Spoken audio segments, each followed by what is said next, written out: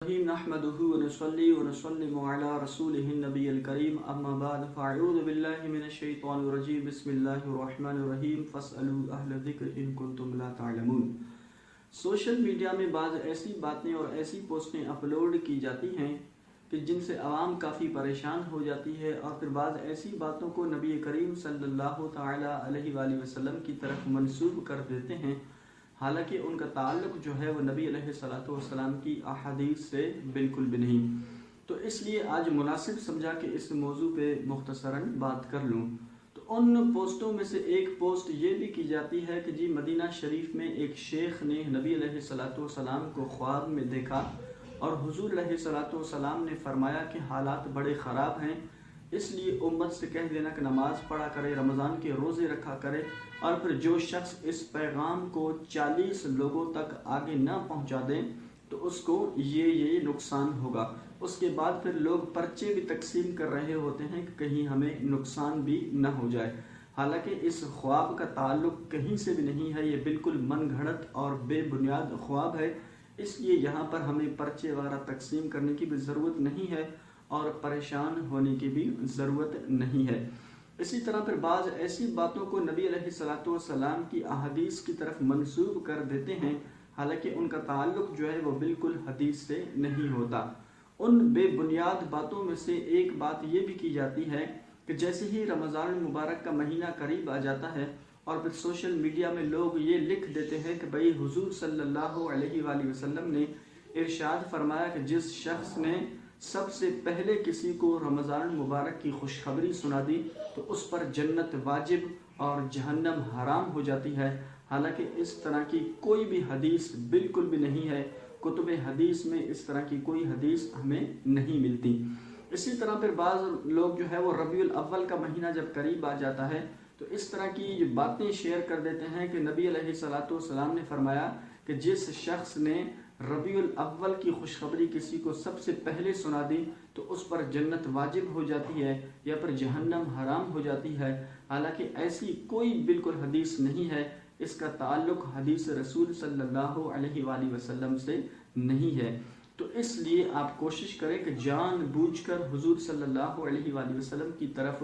بات کو منسوب بھی نہ کریں، اور جب تک ہمیں یہ تصدیق نہ ہو جائے کہ یہ اس بات کا تعلق حضور صلی اللہ علیہ وآلہ وسلم کی طرف ہے، حضور علیہ الصلوۃ والسلام کی احادیث کی طرف ہے، اس وقت تک ہم اس کو آگے شیئر بھی نہ کریں۔ جیسے ہی ہمیں تصدیق ہو جائے کہ بھائی اس کا تعلق حدیث سے ہے تو پھر اس کو پھر حدیث کا نام دے کر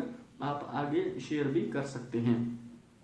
اسی طرح پھر بعض لوگ یہ کہہ دیتے ہیں کہ بھئی ایک عورت تھی، وہ حضور صلی اللہ علیہ وآلہ وسلم کے جسم مبارک پر کچرا وغیرہ پھینکا کرتی تھی۔ تو یہ عام طور پر روایت جو ہے یہ اسکول کی کتابوں میں آپ کو مل جاتی ہے، حالانکہ اس طرح کی کوئی بھی حدیث نہیں ہے، اس طرح کی کوئی بھی روایت بالکل نہیں ہے، اس کا تعلق حدیث رسول صلی اللہ علیہ وآلہ وسلم کا نہیں ہے، اور ملا علی قاری رحمۃ اللہ تعالی علیہ نے بھی اس کو موضوع قرار دیا، یعنی من گھڑت قرار دیا۔ تو اس لیے ہم اس کو بھی حدیث رسول صلی اللہ تعالی علیہ وآلہ وسلم کی طرف منسوب نہ کریں کہ جو صحابہ کرام علیہم رضوان نبی علیہ الصلوۃ والسلام کے جسم مبارک پر کانٹا چھبنے تک برداشت نہیں کرتے تھے، تو پھر وہ کیسے صحابہ کرام علیہم رضوان جو ہے وہ عورت حضور علیہ الصلوۃ والسلام کے جسم مبارک پر کچرا پھینکیں اور صحابہ جو ہے وہ خاموشی سے دیکھ لیں؟ ایسا ہرگز نہیں ہو سکتا۔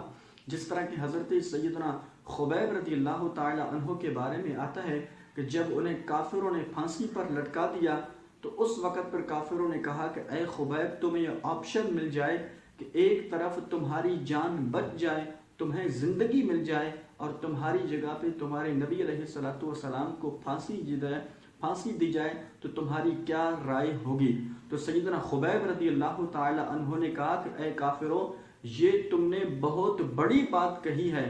اگر تم یہ کہو کہ ایک طرف حضرت سیدنا خبیب رضی اللہ تعالی عنہ کو پھانسی پہ لٹکا دیا جائے اور دوسری طرف تمہارے نبی علیہ الصلوۃ والسلام کو کانٹا چھبایا جائے، یعنی کہ نبی علیہ الصلوۃ والسلام کے جسم مبارک میں کانٹا چھپ جائے اور اس کی جگہ پہ تمہاری زندگی بچ جائے تو تمہاری کیا رائے ہوگی؟ تو سیدنا خبیب رضی اللہ تعالی عنہ نے کہا کہ میں حضور علیہ الصلوۃ والسلام کے جسم مبارک پر کانٹا چھبنے نہیں دوں گا، لیکن اس وقت میں اپنی جان کا نذرانہ پیش کر دوں گا۔ تو یہ سیدنا خبیب رضی اللہ تعالی عنہ کا عشق رسول تھا۔ تو اس طرح کے صحابہ کرام علیہ رضوان کے سامنے یہ ممکن ہی نہیں کہ ایک عورت حضور علیہ الصلوۃ والسلام کے جسم مبارک پر کچرا وغیرہ پھینکیں۔ تو اس لیے آپ کوشش کریں کہ اس طرح کی من گھڑت باتوں کو آپ حدیث رسول صلی اللہ تعالی علیہ وآلہ وسلم کی طرف منسوب ہرگز نہ کریں۔ حضور علیہ الصلوۃ والسلام نے ارشاد فرمایا کہ من کذب علی متعمدا فلیتبوأ مقعدہ من النار،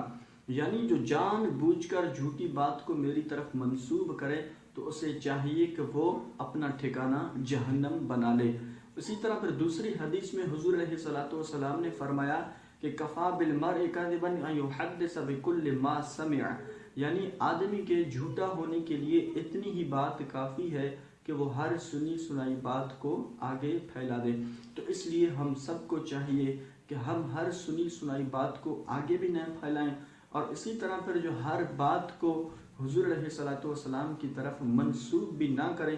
جب تک ہمیں یہ علم نہ ہو جائے کہ اس کا تعلق حدیث رسول صلی اللہ علیہ وآلہ وسلم سے ہے، اس وقت تک اس طرح کی باتوں کو ہم نبی علیہ الصلوۃ والسلام کی طرف منسوب نہ کریں۔ اللہ کریم جل جلالہ کی پاک بارگاہ میں دعا ہے کہ مالک کریم ہم سب کو عمل کی توفیق عطا فرمائے۔ وآخر دعوانا ان الحمد للہ رب العالمین۔